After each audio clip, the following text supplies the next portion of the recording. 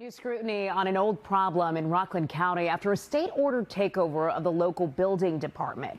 Now, the question, should the county's control be expanded? Investigative reporter Sarah Wallace continues her coverage.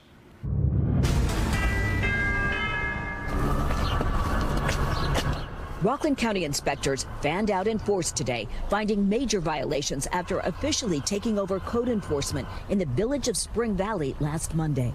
A slumlord just was renting out any space that he could rent out. The living room and dining room was converted into a bedroom. Inspectors say 7 families lived in 9 bedrooms, paying up to $800 a month each. The basement had 3 illegal apartments, or bedrooms, I should say. No egress windows. They utilized the vestibule to put twin-size mattresses on the floor so kids could sleep in there. The county, ordered by the state to take over code enforcement in the village, says it's working through a backlog of 800 inspections, targeting the worst of the worst with a beefed-up staff. I would say roughly over 100 that we have identified that would be the most critical, that we prioritized. The owner, who told us by phone he didn't illegally convert the house, faces 17 violations. There are now growing calls for the county to take over the entire town of Ramapo, especially after a potentially deadly fire this week at an overcrowded single-family home. As you look up at this window here, that was the bedroom where the fire started. County Emergency Services Coordinator Kear was among those who responded on Tuesday afternoon. A woman threw her baby to rescuers from a second-floor window and jumped. They're both okay. It was extremely dangerous to have approximately 25 people living in a listed single-family house. There was 11 bedrooms in the house. You had a teenager living on a mattress in a cutout knee wall over an attic space in the room that was on fire. All were Latino immigrants. The owner, Simca Carniel of Brooklyn, who was deeded the house for $700,000 from his real estate developer father last November, faces 11 violations, including using the building as a boarding house. We left several messages for the owner of the house, but did not hear back. But you think it could have been much worse? Oh, I would have almost bet there would have been fatalities if this was 1 or 2 o'clock in the morning. Absolutely. It was that bad? It was that bad, yeah. The cause of the fire is still under investigation. From Hillcrest, Sarah Wallace, News 4 New York. That's how it goes. Good morning. Welcome to this Friday edition of the Who Wants to Be a Volunteer. I'm Chris Kear, and in the office, in the studio, I have Gordon Wren Jr. with us. And we had a busy week, a lot to talk about. I have a lot of different items to talk about today on the show. So we did have somewhat of a busy week. It's been slow in the county, fire call wise. I would say the most interesting call we've had in the last few weeks was the fire at 48 West Hickory Street in Hillcrest a couple of days ago. The Hillcrest Fire Company responded, and call came in around 3:33 in the afternoon. We reported structure fire. Our fire dispatch was getting multiple calls on it, and then they were getting calls of people jumping out windows, and the people were still trapped in the house. Since we're getting those reports, our Assistant Chief Pete Gessner, who was responding, immediately called mutual aid. He had Spring Valley and Muncie come right off the bat, anticipating the conditions that they're going to have upon arrival and knowing you're going to need the help. So that was a great call. Got them there fast. Ramapo Police got on the scene quickly, and they had confirmed working fire, and they were still kind of searching the house as they went along. So, and then 2 Spring Valley chiefs got there. Kenny and Ray, and they went inside to help clear the rest of the house out. And then once I got there, the trucks were getting there. They were all set up, and it was a very good effort. They cleared the house, did all the searches, and fire second floor bedroom coming down the hallway into the other rooms. About this fire was, it turns out as you walk through the residence, as you did searches as fire department, multiple bedrooms in the house. This house was listed as a single family house. And turns out there was upwards of 25 people living in this house. And there was a legal conversion of the basement. The basement was supposed to be unfinished, a full apartment in the basement with 4 bedrooms. The main level of the house had 4 bedrooms. 2 of the bedrooms had been converted from a living room and a dining room. So if you look at the house, if you go into that, you think, oh, I'm walking to a dining room or a living room, and it had a door on it and 2 bedrooms in there. So this is typical what we see for the listeners. I mean, so this was a house probably built as a 3 or 4 bedroom legally, and it's not that it's not a big former mansion. It's a modest working class neighborhood, and They actually took the dining room, made it into 2 single rooms. Yes, yeah. You usually have that walk through. The older house, you have that walk through, and they sealed it off, and then so your only access to the former dining room was which was a bedroom, was through the kitchen, which is illegal. You can't exit through a kitchen to exit the house. So, and then upstairs there was 3 bedrooms upstairs.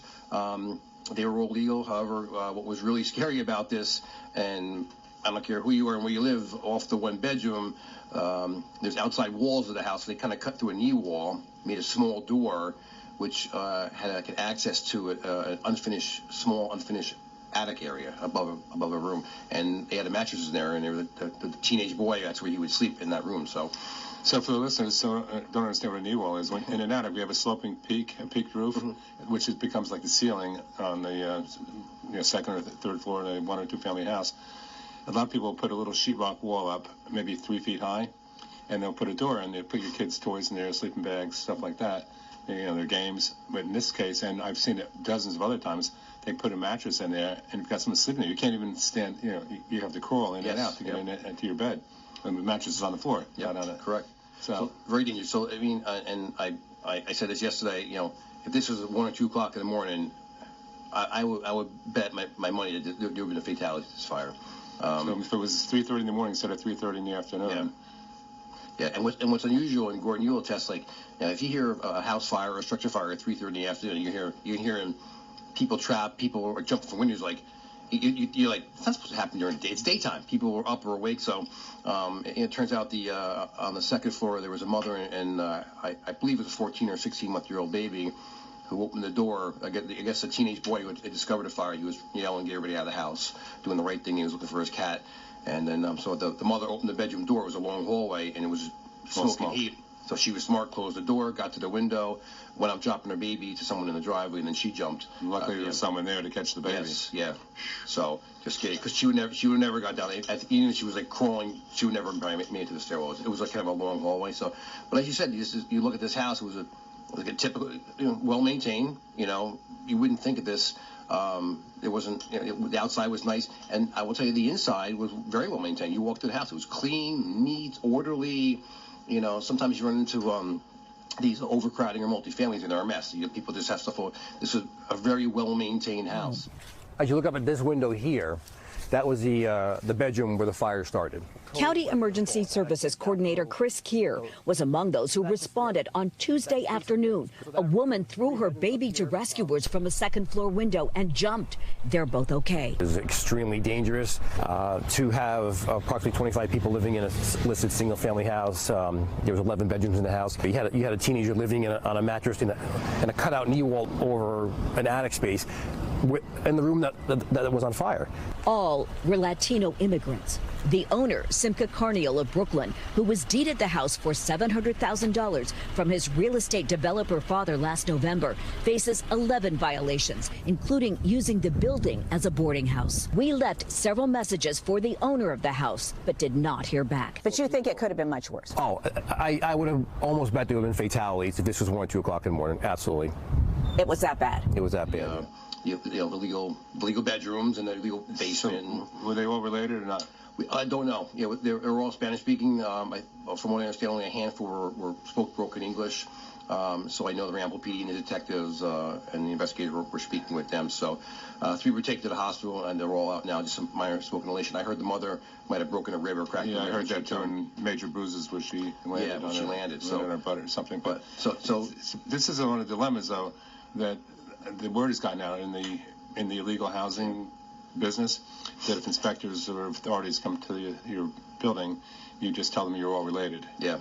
And that's very hard to prove.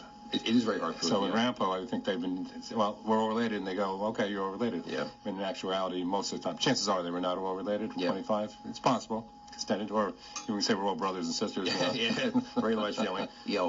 So when you look at this house, and as most firemen do, you get a visual picture like, oh, that's a big picture window, right? So that's first thing you think of, it's a living room. Like a small tiny window, it's a bathroom. So you're doing that, so you're like, okay, if I go in the front door, bedrooms are probably to the left, kitchen's in the back, dining room or living room to the right. But all of a sudden you're coming along and you feel on door, why and you go in and you're doing a search and you're expecting to find, couches and tables, you're finding beds. So, and for the listeners, this is how the firefighters are taught. Yes. When you look at a house from the outside, you're gathering information, trying to, increase your chances of being successful, and time is so important. So if you see a picture window to the right, you're thinking the bedrooms will probably be to the left, because that big picture room is 99% of the time is going to be a living room. correct, yeah. And then, so you go in the front door and you're going to, 3 in the morning, you're going to start your search on the left-hand side. Start a left-handed search. So it's critical, and all this information it's confusing. Yes. Plus, when you get in this, it's bad enough in a normal layout with heavy smoke and heat. It's confusing. Yep. And then you see these walls where there shouldn't be walls.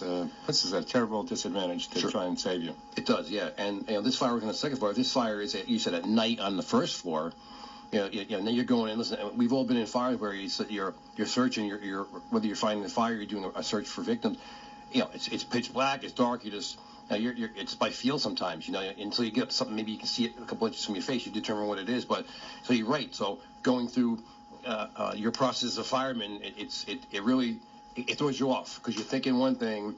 I mean, listen, we all should assume something else and work defensive as we are aggressive sometimes. But when you're in a room, you're like, right, you have to stop and think, like, what's in here? Why is it here?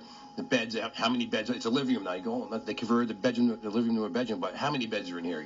So you want to make sure you do a thorough search and find the doors and find the windows. So, no, it makes it a challenge, or you said, as a disadvantage of anybody. So I got turned around in an apartment house fire where I'd been in these apartments. They're all pretty much the same, mirror images of each other. Mm-hmm. And my partner and I were searching above a fire that had started in a basement, looking for extension, and we found the fire and followed the pipe chases in the kitchen, and we called and said, we're going to have to get a line in here. And I stepped in a big wheel. Remember those kids, those plastic things with a big wheel? Yeah. I stepped in that with my fire boot, and I went flying up in the air and landed on my back. Oof. Got myself together, got up, and I was facing the wrong way. I kept going round and round and round, and where the front door was, it was a closet. And that was in a typical room, not cluttered. I really got, I was totally confused about 4 or 5 minutes. Yeah. And I don't care who you are, when you get confused or you get a little sidetracked, there's always a little worry bug in your head. You're like, all right. You start getting that. Yeah, all right. So you got to, stop for me and go, okay, all right, where did I come? How did I go? And what am I going to do? You go back to your instincts, like, all right. I refused to say Mayday on the air. I was too embarrassed. Yeah. So I called the chief, who was Rich Beeler at the time, who was a very steady, chief. Yep. And told him we're temporarily detained to make sure you can see. Now we can see the flames through a window in the kitchen. Okay. I said, make sure no one puts a line in that window. Temporarily detained. Temporarily detained. And we figured out how to get out. Yeah. And of course, Gordon, nowadays it's you're encouraged to listen. Back then, no one wanted to say a Mayday. You wanted to admit you were in trouble, right? It was kind of like it wasn't manly. You weren't a fire, but it's encouraged nowadays. Listen, and I don't care who you've seen or heard speak or what you learn from. If you're thinking you should, if it remotely enters your mind, call it, because you want the resources coming. That's right. And you can always cancel it. It's interesting. I was watching the footage on News 4 last night in Spring Valley, and I had a feeling. I've been getting the feeling that the inspectors from Spring Valley were probably nervous about this county takeover. They're probably relieved now, because they've been working all these years without support from the mayor and the village board, and actually getting pushed, when they try to do the right thing, their efforts are thwarted. So imagine going to work every day trying to do the right thing. They see these kind of things like this fire and the one that they used for a press conference yesterday as well. Imagine you know it's dangerous, it's wrong, you want to protect the firefighters and the residents, and your efforts, you can't get it through. You can't. The system is so broken. The village attorney's not prosecuting, judges aren't cooperating, your bosses are giving you a hard time. Now you have support. Exactly. So they're part of something really big, and they're going to make a difference now. Yeah. They're part of a winning team. Yep. So I'm a firm believer, Gordon, and I know this has been a lot of talk that this is the state has mandated the county. I mean, it's been a process, as you know, and I think bringing them on board, I think there was some hesitation about using them, but bringing them into it is going to make a world of difference. I really do. We'll have more inspectors, include them. And listen, the building and the fire inspectors from Spring Valley and their clerical staff, they're the institutional knowledge, right? So they know what's out there. They have the priority list of buildings that are high priority versus low priority, inspections that need to be done. So it's going to work out well. It's off to a good start, and I know some of these scrupulous properties or the ones that are poor or multifamily or just shun everybody when they're written violations for a billion code violations for whatever reason, whether it's property maintenance or fire or building.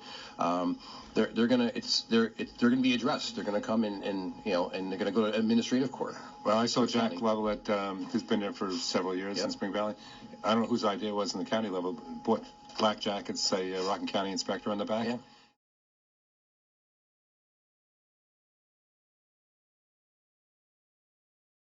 And they're wearing bulletproof vests, which is probably, it seems ridiculous you have to do that. I know, yeah.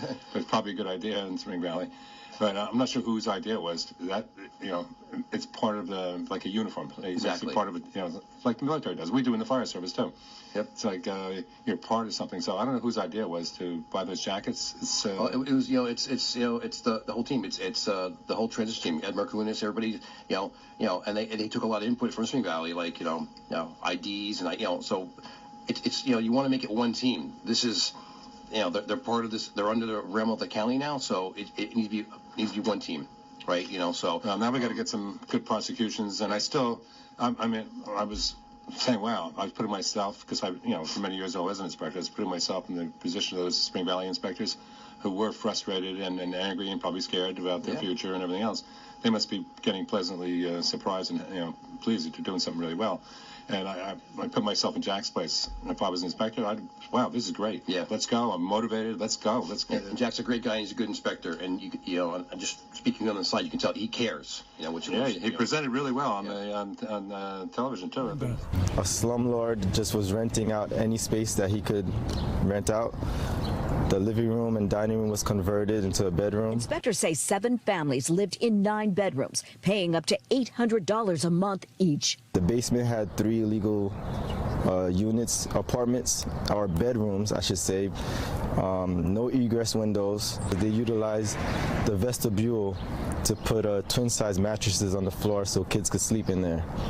The county, ordered by the state to take over code enforcement in the village, says it's working through a backlog of 800 inspections, targeting the worst of the worst with a beefed-up staff. Very impressed. It is. So there's still more things. Hopefully you guys are picking it up anyway. I still have lots of ideas. I still wish I could contribute a little bit more. Oh, yeah, no, listen, I know for a fact that's been talked about, and going forward, I know we just started this on Monday, this takeover. They hit the ground running. There's obviously some learning curves and adjustments that everyone's got to make working together, but it's off to a great start. And I know that the state's going to require the county to provide them continued updates on the progress. That's fantastic. I will tell you, Executive Day, he wants continued updates on the progress. So that's the goal. The goal is to get things done and correct things and make it better. And set it right and get it back to the village. And you pray and you hope that they can take the success that will happen and move forward with it. And well, we'll see when all this is exposed. Hopefully, the people that are behind us will be exposed to how this culture of non-compliance has been allowed to continue. So, as Stuart Gates would say in his trumpet, he'd write kudos. No one used especially more kudos to the whole team, the people who put it together. I'm optimistic. I'm really pleased the way it's going. Looks that was really nice. It was a good idea. I don't know whose idea was to go public with the first. Did that one come about as a result of a fire department going there? I don't know. I know that there is like a kind of a master list of like some a hit list. Yeah, properties that are like, listen, these are bad properties, and we need to start addressing these first as we go out. So, that list was probably provided by Spring Valley, to the county, and they worked together to fine tune the list. So, but that's the end goal. The end goal is to make it work and fix it, and and tell them we're serious about it. It just and you pray that when it goes back to them that it's successful. And listen, these people living in these conditions are just absolutely, the landlords need to be held accountable. These property owners, and because it's so lucrative. I mean, I think Supervisor Speck mentioned on 48 West Hickory that they had him in court in 2019, and now they're back in. And if you look at the numbers, I've got the numbers mixed up, but one of them, the rent was $800 a room. The going rate had been. Inspectors say 7 families lived in 9 bedrooms, paying up to $800 a month each. The going rate had been $500. Now they're $800, and the total rent that they're paying to the landlord on one of these was what did I say, $6,500 a month. Crazy. That's almost $80,000 a year, $78,000 a year. So it's so lucrative. On the one on 48 West Hickory, how much of a fine did they pay?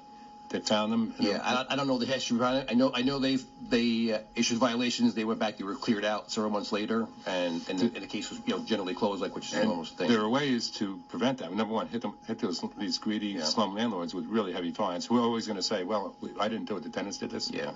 But no one's going to rent a house for a one-family house for $6,500 a month unless it was in Hollywood and a big mansion or something. Yeah. So if you cut off the blood supply, which is money, you're going to stop this kind of stuff. And there are ways to make sure this doesn't happen again. Where if this landlord or the owner paid a fine in 2019. And it's good to find out. And listen, this case, I know I'm going to follow it when it goes to the court. I mean, I'm going to see how it progresses and how it should progress. And for the listeners, let's follow through. That'll be interesting to see when the dust settles. You find out what the past was with this property, how it was handled, what kind of a fine they were given, and apparently it didn't get their attention if they went right back and did it again. And this is a great. I know we have a call. This is a great case, and I'm going to say this, and we'll move on. But you hear a lot from the there's just a history of, it doesn't matter if you're a good landlord or a bad landlord, you're like, well, I rented it for X amount of dollars to a family. What happens after that? I don't know. I find it hard to believe. Everything has value. Land has value. Real estate has value. Your rent has value. So if you're renting to a family of 5 for just say $2,000 a month, and all of a sudden there's 20 people, 25 people living in a house, you can't tell me you don't know that. Your property manager doesn't know. Whoever takes care of that. And all of a sudden you know that, like, well, pony up. Everything has value, right? And so the more people in the house, the more value you're going to get for rent. It's simple math. Years ago, the biggest slumlord in Rockland County owned a house on Madison Avenue in Spring Valley, and I went there with the health department when we were starting the RCI stuff, and it was the middle of the winter, bitter cold, like single digits at night, and there was a couple with kids that had the first floor of this house, and they had to pay the landlord $5,800 a month. So they were subletting out individual rooms to a bunch of single men, and the boiler went, and the landlord refused to repair the boiler, so they were buying space heaters, and then a lot of people left, and so their income dropped. So they told the landlord, you won't fix the boiler, and now the people are moving out, we can't give you $5,500. And he said, you still got to give me the $5,500 a month, or you get out, because there are no leases, it's all cash. Yeah. So that's how despicable some of these landlords are. And I know what you're saying is true. That's how it worked. Yep. So listen. So this one on West Hickory bears watching, and with the new code division working with Spring Valley, the ones that are out there, they're gonna find them, and they're gonna bring them in and rectify the situation. By the way, I spoke to a neighbor who lives on that street, and he said he's been filing complaints for years. He says that's not the only house on the street, and I know that's true because the Illegal Housing Task Force had filed several complaints. We just gave up because the town wasn't enforcing anything. Within a quarter mile, I bet you we filed 50 or more complaints. Wow. And on that street. Yeah. And Cornell Street, which is right next door. Yeah. So. But listen, maybe not only this location, but the street itself bears watching. So. Well, he said when you have a house, this is the guy lives right nearby. He says when you have a house that's built for one family, 4, 5, 6 people, 2 cars maybe. Now you have 25 people there and a bunch of cars and multiple houses at night. People are parking on the lawns, widening driveways, parking on the street. Yep. So it's then all the people who are complaining sell their houses, move away, and then the slumlords buy, and pretty soon the whole neighborhood is shot. So, but all right, this one bears watching. Gordon, we'll just see how it goes. And we do have a caller on the air.